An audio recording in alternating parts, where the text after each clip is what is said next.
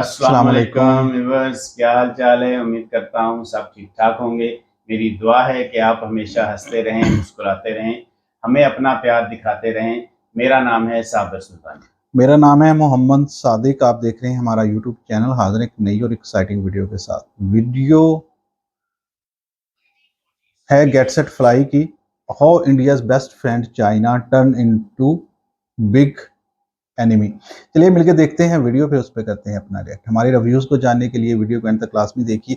अगर आप हमारे चैनल पर नए हैं, चैनल को लाइक कीजिएगा, सब्सक्राइब कीजिए, बेल आइकन प्रेस करना मत भूलिए। बढ़ते हैं वीडियो की जाने। 1940s एक ऐसा दशक था जब भारत और चाइना दोनों एक बार फिर से जन्म ले रहे थे, जब दोनों देशों में सब कुछ बदल रहा था। साल 1947 में भारत ने अंग्रेजी सरकार से खुद को आजाद करके खुद का एक अलग लोकतंत्र बनाया। At the stroke of the midnight hour, when the world sleeps, India will awake to life and freedom. और वहीं पर दूसरी तरफ चाइनीज कम्युनिस्ट ने भी वहां की गवर्नमेंट को उखाड़ फेंका, ओवरथ्रो किया और 1949 में खुद को आजाद करके People's Republic of China PRC form किया।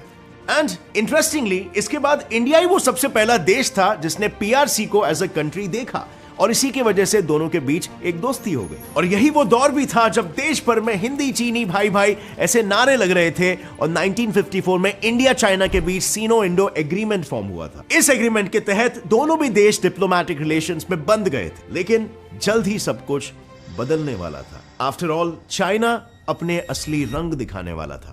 अर्ली 1950s में चाइना एक्सपेंशन की ओर बढ़ा और उसने तिब्बत में अपनी आर्मी को भेज डाला उसे कैप्चर करने के लिए, और चाइना ने तिब्बत को कैप्चर भी कर लिया। और इसी बीच उन दोनों देशों में एक एग्रीमेंट साइन हुआ, चाइना तिब्बत एग्रीमेंट। इस एग्रीमेंट में बेसिकली ये मेंशन था कि भले ही तिब्बत ऑटोनॉमस रहे पर उसका खुद का कोई कंट्रोल नहीं रहेगा, यानी चाइना ही तिब्बत को एक्चुअल में कंट्रोल करेगा। अब जब एग्रीमेंट के नॉर्म्स ही ऐसे हो तो टिबेटन्स और तिब्बत के foremost spiritual leader Dalai Lama का यह समझना कि ये लोग जोर जबरदस्ती कर रहे हैं, ये बिल्कुल जायज था, राइट। और बस इसी वजह से 1959 में टिबेटन्स ने चाइना के अगेंस्ट विद्रोह किया और उस विद्रोह में हालातें कुछ ऐसे बिगड़ी कि दलाई लामा के सर पर जान जाने का खतरा मंडराने लगा। और फिर क्या था, जान बचाने के लिए दलाई लामा इंडिया के पास शरण लेने भागे चले आए। और हमारा देश भारत हमेशा जरूरतमंदों को हेल्प करने में बिलीव करता है और इसी वजह से हमने दलाई लामा और उनके आदमियों को शरण दे दिया। अब शायद ये भारत की सबसे बड़ी भूल थी,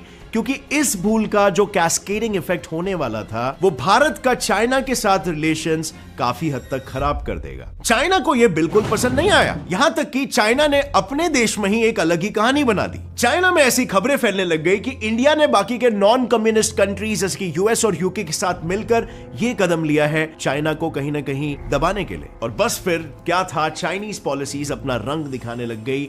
भारत को यह महसूस होने लगा कि चाइना का capital Beijing Indo China agreement के खिलाफ होकर उस एग्रीमेंट को डिसरिस्पेक्ट कर रहा है। हर एक स्टेप और पॉलिसीज में चाइना के एंटी इंडिया सेंटिमेंट्स दिखने लग गए और इससे हुआ ये कि दोनों मुल्कों के बीच में काफी टेंशन शुरू हो गए और उस टेंशन ने जन्म दिया 1962 के क्लाइमैक्स को। जैसे आज बार बार भारत में चाइना लकीरें खींचने की कोशिश करते रहता है, ठीक वैसे ही हरकत चाइना ने 1962 में भी की थी और उसी का प्रतिशोध करने के लिए 1962 में इंडो सीनो वॉर छिड़ गया था। इस जंग का नतीजा ये निकला कि चाइना ने जो गोल डिसाइड किया था कि वो अक्साई चीन को अपने अंडर में लेगा, वो उसने कंप्लीट किया। वेल यस, ना सिर्फ हमारी टेरिटोरियल बेसिस पर लॉस हो गई थी, बट इसके साथ स्ट्रेटेजिक और मिलिट्री डिफीट भी हो गई थी। और इसके पीछे का एक मेन रीजन यह भी था क्योंकि इंडिया ने युद्ध के लिए कभी प्रिपेयर भी नहीं किया था। हम तभी से ही शांति में मानते थे और जंग तो बस अचानक से छिड़ गई थी। उस जमाने में नेहरू जी की भी विचारधारा यही थी कि पीस बनाए रखो। उन्होंने चाइना के साथ वॉर करने के बजाय पैसिफिस्ट रिलेशंस यानी कि शांति बनाए रखने का फैसला लिया था। लेकिन चाइना तो चाइना ही था, वो कौन सा अपने एग्रेशन को छोड़ शांति के झंडे गाड़ने वाला था। और इसका नतीजा यह हुआ कि हम वॉर के लिए बिल्कुल भी प्रिपेयर्ड नहीं थे और हमें हार को स्वीकार करना पड़ गया। बट इस इकलौती हार से हमें बहुत बड़ी सीख सीखने को मिली और इसीलिए उसके बाद जितने भी स्टैंड ऑफ्स हुए हमने स्ट्रेटेजिकली और डिप्लोमेटिकली उसे अच्छे से हैंडल करना सीखा। और आज के तारीख में यही वो वजह भी है कि कभी भी इंडो चाइना के बीच में कॉन्फ्लिक्ट्स होते हैं तब इंडिया कभी भी अपने टेरिटरीज को नहीं लूज करता है। आफ्टर ऑल भारत के जवान इन कॉन्फ्लिक्ट्स वाले सड़कों पर वीरता से लगातार पेट्रोलिंग जो करते रहते हैं। पर ये कौन सी टेरिटरीज और बॉर्डर्स है जिन्हें हम चाइना से एक्चुअल में बचा रहे हैं? वेल, अगर ज्योग्राफिकली हम इंडिया और चाइना के डिस्प्यूट्स को देखें तो लद्दाख, डोकलाम प्लेट्यू और other territories intersecting India, China, Bhutan और अरुणाचल प्रदेश, ये सारे टेरिटरीज इस डिस्प्यूट में इन्वॉल्व है। चाइना का ये क्लेम है कि अरुणाचल प्रदेश तिब्बत के सदर्न पार्ट का एक हिस्सा है और इसीलिए वो चाइना के बॉर्डर्स में आना चाहिए। और अब अगर आपको इसके क्यों, कब और कैसे की डिटेल्स जाननी है तो हमने उस पर ऑलरेडी एक डिटेल्ड वीडियो बनाया है जिसे आप ऊपर आई बटन करके देख सकते हो इस वीडियो के बाद। But here the question arises कि ये कैसे कहा जा सकता है कि चाइना सच कह रहा है और इंडिया झूठ, क्योंकि चाइना के सच कहने के और इंडिया के सच कहने के चांसेस 50-50% है। एंड वेल, वर्ल्ड की सभी कंट्रीज की तरह जो आज बॉर्डर डिस्प्यूट फेस कर रहे हैं, इंडिया चाइना बॉर्डर डिस्प्यूट में भी ब्रिटिशर्स का ही हाथ था। वही ब्रिटिशर्स जिन्होंने इंडिया के भोलेपन का फायदा उठाकर ना सिर्फ लोगों पर डिवाइड एंड रूल स्ट्रैटेजी चलाई पर हमारे देश को भी बॉर्डर्स के नाम पर लकीरों से बांट कर रख दिया। वही ब्रिटिशर्स जिन्होंने उस वक्त के इकोनॉमिक और स्ट्रेटेजिक पोजीशंस पर स्किल बेस्ड एम्प्लॉयज को नहीं बल्कि अपने रेस और नेशनैलिटी के बेसिस पर लोगों को जॉब्स दिए थे। और अगर आज का सिचुएशन देखें तो आज भी इंडिया का हाल कहीं ना कहीं वैसा ही है। आजकल कंपनीज न्यू एम्प्लॉयज को उनकी एजुकेशनल, यूनिवर्सिटी और सिटी के बेसिस पर हायर करते हैं, या फिर यह भी देखा गया है कि न्यू स्टार्टअप्स या ऑर्गेनाइजेशन फेक रिव्यूज गैदर करते हैं लोगों को अट्रैक्ट करने के लिए और फिर कुछ वक्त के बाद एम्प्लॉय वहां से तंग होकर निकल जाता है। और इसीलिए आज के तारीख में इंडिया में 7.12% लोग अनएम्प्लॉयड है और ना जाने कितने फ्रस्ट्रेटेड होंगे। इस प्रॉब्लम का एक सिंपल सा सोल्यूशन है, एम्प्लॉय ज्वाइन होने से पहले टीम लीड या फिर एचआर से बात कर ले ताकि उसे कंपनी के कल्चर, वैल्यू और परफॉर्मेंस के लिए रिक्वायर्ड स्किल सेट के बारे में क्लैरिटी मिल सके। और उसके बाद अगर वो कैंडिडेट कंपनी को ज्वाइन करता है तो वो आसानी से ग्रो और अर्न कर सकता है। और फ्रेंड्स, आप एग्जैक्टली ये कर सकते हो यूजिंग हायरेक्ट ऐप। यहां पर आपको 1.5 लाख प्लस से भी ज्यादा कंपनीज मिलेंगे जो आपको हायर करने के लिए तैयार बैठे हैं और इन कंपनीज के आप डायरेक्टली एचआर टीम और डिपार्टमेंट के टीम लीडर से बात कर सकते हो उनके डायरेक्ट चैट फीचर के साथ। इसमें कोई मिडलमैन इन्वॉल्व नहीं है, आप डायरेक्टली कंपनी के मेंबर से बात करके अपना इंटरव्यू शेड्यूल करवा सकते हो। इसे यूज करना भी बिल्कुल आसान है। इंस्टॉल होते ही जॉब सीकर या रिक्रूटर सिलेक्ट करो, नंबर और ओटीपी डालकर साइन अप करो और हायरेक्ट ऐप पर आपको 100% प्राइवेसी प्रोटेक्शन मिलती है। मीनिंग आपका फोन नंबर और रेज्यूमे दोनों आपके परमिशन के बिना कोई रिक्रूटर देख भी नहीं सकता। इसके बाद बाकी डिटेल्स जैसे फुल टाइम और part time job, functional area, city, expected salary, कौन से सेक्टर से हो, एजुकेशन, वर्क एक्सपीरियंस एटसेट्रा, ये इंफॉर्मेशन डालो और अपनी प्रोफाइल बना लो। इसके बाद इस ऐप का जीनियस एल्गोरिदम आपको रिक्रूटर्स से मैच करवाएगा जो आपके प्रोफाइल के लिए एकदम फिट है। लेकिन सिर्फ जॉब सीकर्स ही नहीं बल्कि जॉब रिक्रूटर्स भी बेस्ट कैंडिडेट्स को ढूंढने के लिए हायरेक्ट इस्तेमाल करते हैं। So click on the link in the description below and install Hirect app.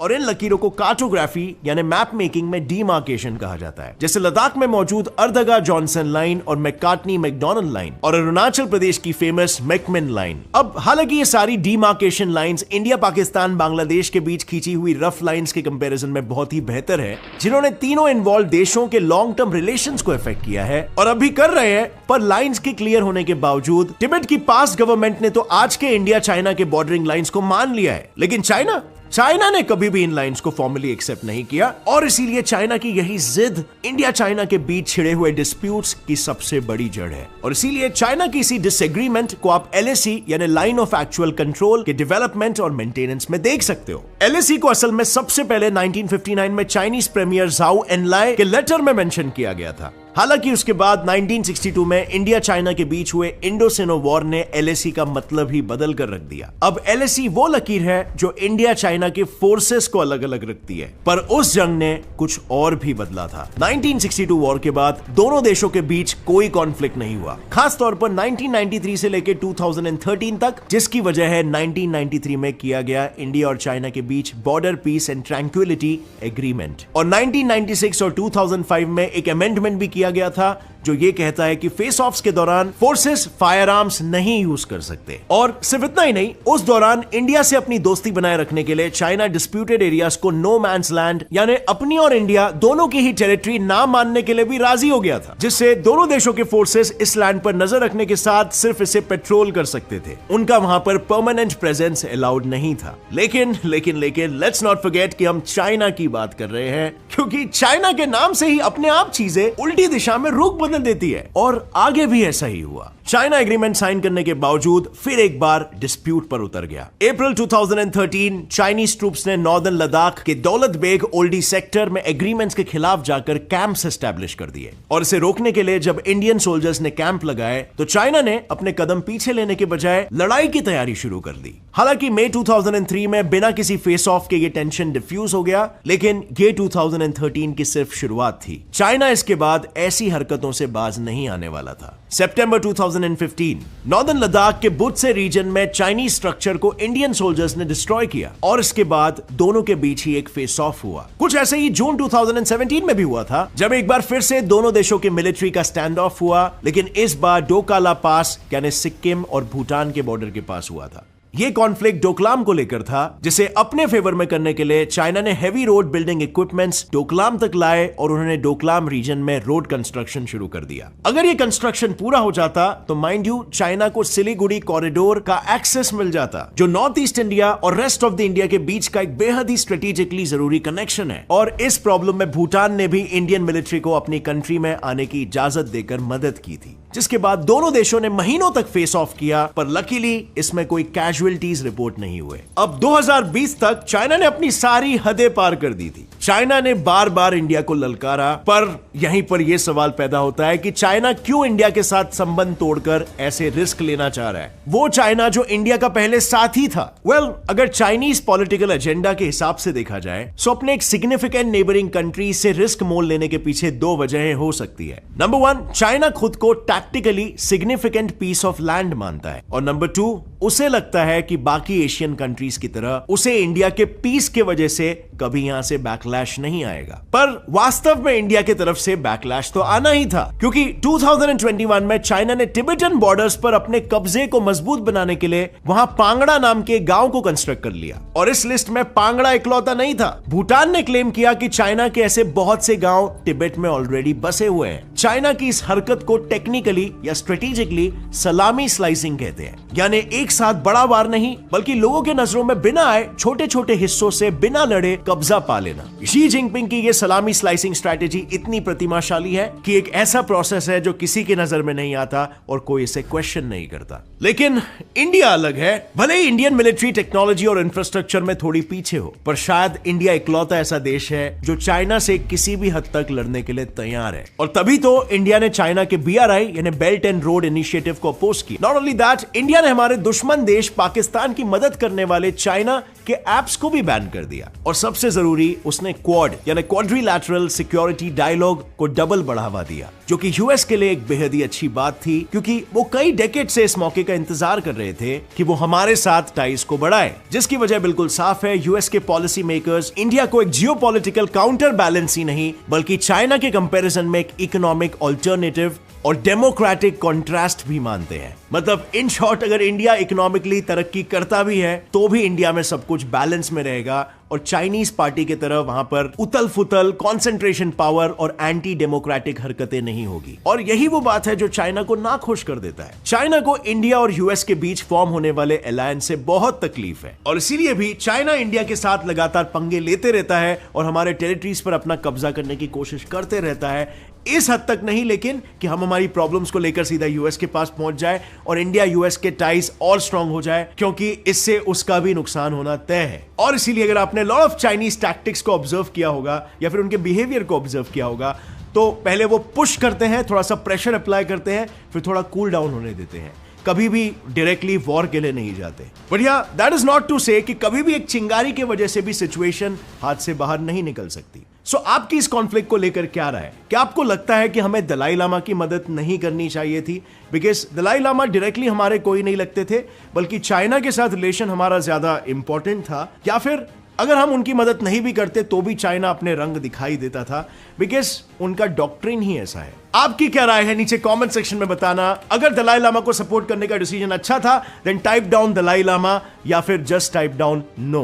और इस वीडियो से आपको कुछ भी नया सीखने मिला, एक लाइक जरूर ठोकना। Get set fly fact channel. जी तो व्यूअर्स, वीडियो हमने देखा, वीडियो था चाइना जो भारत का एक टाइम पे एक अच्छा दोस्त था, वो कैसे दुश्मनी में तब्दील हो गया। इसकी कई सारी वजूहात हैं, लेकिन ये जो वजह इन्होंने बताई है, एक शख्स को हमने पनाह दे दी और जिसकी वजह से चाइना हमसे नाराज़ हो गया, और ये वजह नहीं है। वजह है डिस्प्यूटेड लैंड्स जो चाइना क्लेम करता है कि ये हमारे हैं और इंडिया क्लेम करता है कि ये हमारे हैं। जब ये मामला, ये लाइनें खींची गई थी, तब से ही मामला शुरू हुए हैं। कई ऐसी जगहें अंग्रेज़ों ने छोड़ दी थी कि जिसकी वजह से ये हमेशा ये खित्ते के लोग आपस में लड़ते रहे और किसी की भी तवज्जो हमारी तरफ ना आए, और हम चुपचाप अपनी तरक्की पे करते रहें और अपने लोगों को एक बेहतर मुस्तकबिल देते रहें। और उनकी सोच इतनी सच साबित हुई कि आज भी इंडिया, पाकिस्तान और जितने भी ये छोटे छोटे ममालिक हैं एशिया के, आपस में दस्तों गिरोबान हैं। और यूरोप के जो ममालिक हैं, जो अंग्रेज़ हैं, आज वो तरक्की में कहीं दूर पहुंच चुके हैं, और एशिया के लोग आज भी वो उसी डगर पे ही हैं। लेकिन चाइना ने इस बीच में अपना एक रास्ता लिया, उसने अपना ट्रेड को अपना एक ज़रिया बनाया अपनी ताकत का, और आज वो दुनिया के नक्शे पे एक भरपूर ट्रेडिंग मैशियत है और सारी दुनिया उस पर निर्भर है। कोई एक नहीं, सारी दुनिया को वो रॉ मटीरियल फ्राहम करता है। अमेरिका खुद उससे बेपनाह चीज़ें लेता है, और चाइना जो कि अपनी तमाम चीज़ें खुद की खुद बनाता है, और उसका रॉ मटेरियल हो, उसकी अपने यूज़ के लिए जितना, यानी कि अगर खुद कफील ममालिक में अगर किसी की नज़र दौड़ाई जाए तो वो एक अकेला चाइना ही नज़र आता है, जो अपनी ज़रूरत की तमाम चीज़ें खुद बनाता है और किसी के ऊपर वो अपना नहीं रहता कि किसी से उसको मदद मांगनी पड़े या किसी से उसको लेना पड़े। जिस तरह पाकिस्तान है, अगर आज पाकिस्तान की इंपोर्ट बैन हो चुकी है पाकिस्तान में सिर्फ डॉलर और रुपए की गिरावट की वजह से, तो पाकिस्तान बहुत बड़ी मुश्किलात का शिकार है। पाकिस्तान की तमाम इंडस्ट्री का पहिया रुक चुका है। लेकिन अगर यही सारी चीज़ें, अगर इसी में से अगर 90% भी हम खुद की बना रहे हों, तो हमें किसी पर अगर 10% के लिए हमें इंपोर्ट बैन भी करना पड़े तो इतनी मुश्किलात हमें फेस ना करनी पड़े। तो चाइना ना, ये बहुत अच्छा स्टेप था, और वो एक बड़ा ताकतवर तरीन मुल्क बनकर सामने आया, और उसके और पाकिस्तान के रिलेशन आपस में मजबूत होने की वजह से इंडिया और चाइना के भी आपस में जो तल्लुकात हैं वो ख़राब होने शुरू हुए, और उनके जो डिस्प्यूटेड लैंड्स हैं जैसे लद्दाख और ये वो, और उस पर भी चीज़ें थोड़ी मुश्किल हुई, वहाँ पे लड़ाइयाँ हुई। कई सारे जो हमने अपने मीडियाज़ पे देखे, कई सारे भारतीय फौजियों को उन्होंने मारा वहाँ पे, लेकिन क्लेम ये करते हैं कि हमने वीडियोस देखे हैं, आप दूसरा मीडिया देखें, हमने उन बहुत सारे चाइनीज़ फौजी मारे, वो गलत रिपोर्टिंग कर रहे हैं। लेकिन जो भी हो, ये जो लड़ाइयाँ हैं हमारी, ये हमें कहीं आगे बढ़ने नहीं देती। अभी देखें, हमने इंडिया से और इंडिया ने पाकिस्तान से दुश्मनी रख के क्या कर लिया। कई सारी जंगें हुई और जानी नुकसान के अलग मुआशी बहुत सारा नुकसान किया हम लोगों ने। हमने एटम न्यूक्लियर पावर बन गए और उसके लिए हमने बहुत सारी पाबंदियाँ झेली, इंडिया ने भी झेली, लेकिन अभी भी हम इन सारी चीज़ों से बाहर नहीं आ रहे। अभी अगर इंडिया एक अच्छे ट्रैक पे जा रहा है तो उनके एक मिनिस्टर चुपके से आते हैं, जी वो पीओ को तो हमारा है, हम उसे लेंगे, हमारी तो शारदा माँ वहाँ पे रह गई थी, और हमारे जो अब्बा जी हैं वो इधर रह गए थे, पता नहीं उसका क्या नाम वो क्लेम करते हैं, और हम इनको मिलाएंगे आपस में। तो ये एक बड़ी हमारे लिए मुस्काखेज़ सी बात हो जाती है कि माँ अलग रह जाए और अब जो बाबा जी हैं वो अलग रह जाए। ये समझ आने वाली चीज़ नहीं है, लेकिन उनके हिसाब से, उनके जो मजहबी मामलात के हिसाब से कोई उनके लिए बेहतर होगा। लेकिन अगर रह गई है तो वो पाकिस्तान का हिस्सा है, और आपके लिए ये पीछे हमारे इमरान खान ने ये इसका किया भी था कि आपको एक सेफ कॉरिडोर देंगे, सेफ, जिस तरह हमने करतारपुर कॉरिडोर बना के दिया है सिखों के लिए। अगर इस तरह से हम एक दूसरे की लैंड्स छीनने, मजहबी मकामात लेने लगे, तो जो वहाँ अजमेर शरीफ है, वहाँ पे कई सारे ऐसे मजहबी जो मुसलमानों के मकामात है, हम उनको क्लेम करना शुरू कर दें, वो तो जो हमारा ही रहेगा, हमारा हिस्सा था वो हम लेंगे। तो ये सारी चीज़ें इस तरह से नहीं चलती। अगर आप एक अच्छे ट्रैक पे जा रहे हैं, अगर हम उस चीज़ को मानते हैं, दुनिया मान रही है, तो फिर क्यों आप डी ट्रैक होना चाह रहे हैं, ये वाली चीज़ें। लेकिन अवाम यही चूरन मांगती है, अवाम को ये चूरन खिलाया जाता, अवाम तो बगलें बजाने लग जाते हैं। 2040 में हम ले लेंगे पीओके, हम ये वो चलें। 2040 भी बहुत दूर नहीं है, ये करीब ही है, लेकिन चीज़ों को मानना भी चाहिए। अभी जब ये मामला हुआ था अभिनंदन वाला, तब भी इस डिजिटल मीडिया के होते हुए भी वो नहीं मानते कि हमारे जहाज गए, उन्होंने उनको तबाह कर दिया, हमारा बंदा पकड़ा लिया और उसको मार पीट के उन्होंने नला धुला के अच्छे सूट पहना के उसको वापस भेजा। उसको भी नहीं मानते कि नहीं, यहाँ भी हम नहीं हारे, हमने इतने मार दिए थे, हमने इतने मार दिए थे। चलें, आपने जो मानना है वो आप मानिए, जो हम मानते हैं वो हम मानते हैं। लेकिन सबसे बेसिक ये है कि कोई भी जंग किसी के भी हक में नहीं है। जब जंग होती है तो अगर एक 2 लगाता है तो एक 4 लगा देता है। तो इसमें नुकसान किसका ज़्यादा होता है, किसका कम होता है, ये अलग मानिए, लेकिन नुकसान दोनों तरफ का होता है और दोनों तरफ की आवाम का होता है। और पाकिस्तान के तो हालात इस टाइम ख़राब हैं ही हैं, लेकिन आपके अगर अच्छे जा रहे हैं तो आप उसको भी ख़राब करना चाह रहे हैं, इस तरह के बयानात और इस तरह की चीज़ें करके। बिल्कुल जी, ये देखेंगे ये जो डिस्ट्रीब्यूटेड जो एरियाज़ हैं, वहाँ पे जो मामलात हैं वो शुरू से ही चलते आ रहे हैं और इसके ऊपर ही सारी जो चाइना इंडिया की जंग हो या पाकिस्तान इंडिया की जंग हो, तो इन्हीं एरियाज़ की वजह से ये जंग लड़ती है। और ये डिस्ट्रीब्यूशन है, यही गलत हुई है। इसको हमें उन्होंने मुतनाज़ा इलाकों को जानबूझकर छोड़ दिया था अंग्रेज़, जिन्होंने वो डिवाइडिंग लाइन बनाई थी। तो इसके ऊपर आज तक हम 70-75 सालों से हम इसी के ऊपर इशारा कर रहे हैं और हमने खित्ते की तरक्की की तरफ तवज्जो ही नहीं दी, अपनी मुशीयत की तरफ तवज्जो ही नहीं दी। अब चीज़ देखें, अगर इंडिया की जो है इन्वेस्टमेंट आ रही है यूएसए की बिना के ऊपर, वो चाहता है कि इंडिया जो है ना वो इसको होना चाहिए, क्योंकि चाइना जो है ना वो आगे एक मुआशी ताकत बन चुका है, इसलिए उसका मुकाबला करने के लिए कोई और होना चाहिए। हम तो वहाँ पे आके लड़ेंगे नहीं, तो लिहाजा इंडिया में इन्वेस्टमेंट लाई जाए, इससे सारे को उन्होंने दबाव डाला और आज इन्वेस्टमेंट इंडिया में आ भी रही है। इंडिया तरक्की भी कर रहा है, लेकिन उसके बावजूद भी उसकी करेंसी भी नीचे जा रही है और कोई आगे जो डेवलपमेंट जो है ना वो इतनी ज़्यादा नहीं दिखाई जा रही जितनी ज़्यादा उसकी तरक्की दिखाई जा रही है। अब यूएसए के कहने के ऊपर अगर आपके मुल्क में डेवलपमेंट हो रही है, वहाँ पे जो है ना इन्वेस्टमेंट हो रही है, तो इसके ऊपर देखिए कि आप कहाँ पे खड़े हैं। अगर आपने ये तरक्की करके भी सारी मुआशरत के ऊपर तरक्की कर ली, हर टेक्नोलॉजी में हर फील्ड में आपने तरक्की कर ली, लेकिन एंड द एंड आप गुलामी ही कर रहे हैं और आपने उसी के कहने के ऊपर आपने जो है ना वो जंगें लड़नी है, तो फिर वो ये मुआशरत जो है जो तरक्की करेगी वो फिर धराम से नीचे गिर जाएगी। तो इसलिए सबसे पहले हमें अपने पाँव पे खड़ा होना है, हमें अपने डिसीजन खुद लेने पड़ेंगे। किसी के कहने के ऊपर हमें ना तो किसी से सुलह करनी चाहिए और ना ही किसी से लड़ाई करनी चाहिए। अपने मुल्क के मफादात को देखना चाहिए, अपना तरफ देखना चाहिए। अब चीज़ें अगर इसी तरह से हम करते रहेंगे, जो अगर हम अपने हमसाई एक दूसरे के साथ लड़ते रहेंगे तो तरक्की किस वक्त करेंगे। अगर एक तरक्की कर रहा होता है तो दूसरा उसकी टांगें खींच रहा होता है और इसी वजह से हम आगे आपस में एक दूसरे के साथ गुत्थम गुत्था हैं और वो लोग आज तरक्की में हमसे कहाँ पे हैं। वो आज भी हम उन्हीं की गुलामी कर रहे हैं। खुदारा इस चीज़ से निकलिए, इन सोचों को बदलिए। जंगें लड़ लेंगे, लेकिन पहले मुआशी तौर पर हमें मजबूत होना पड़ेगा। जंग तो है, कभी भी लड़ी जा सकती है। पहले भी हम 4 जंगें तो लड़ चुके हैं, चाइना इंडिया भी जंगें लड़ चुका है, तो क्या हासिल हुआ? उस तरफ से भी नुकसान हुआ, उस तरफ से नुकसान हुआ। एंड द एंड क्या हुआ? तरक्की की जो राह थी, वो रास्ता जो था वो रुक गया, वो सफ़र जो है ना वो और लंबा हो गया। और अगर हम अब तरक्की की राह पे, चाइना बहुत ज़्यादा आगे है, अब इंडिया उसके पीछे पीछे है और पाकिस्तान भी कभी ना कभी इस रास्ते पे चलेगा।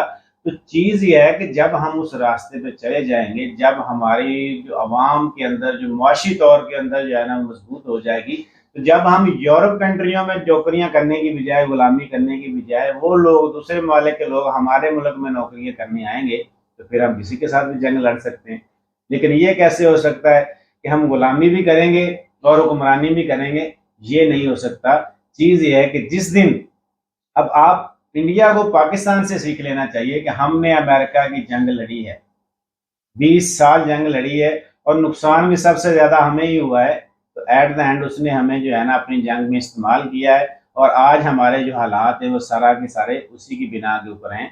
और आज अगर इंडिया की तो तरफ तवज्जो है यूएस की, उसके ऊपर भी इनको देखना चाहिए। पहले अपने मफादात को देखना चाहिए, फिर किसी की तरफ देखना चाहिए। हमें पाकिस्तान को और इंडिया को मिल के यूएसए की गुलामी से निकलने की ज़रूरत है।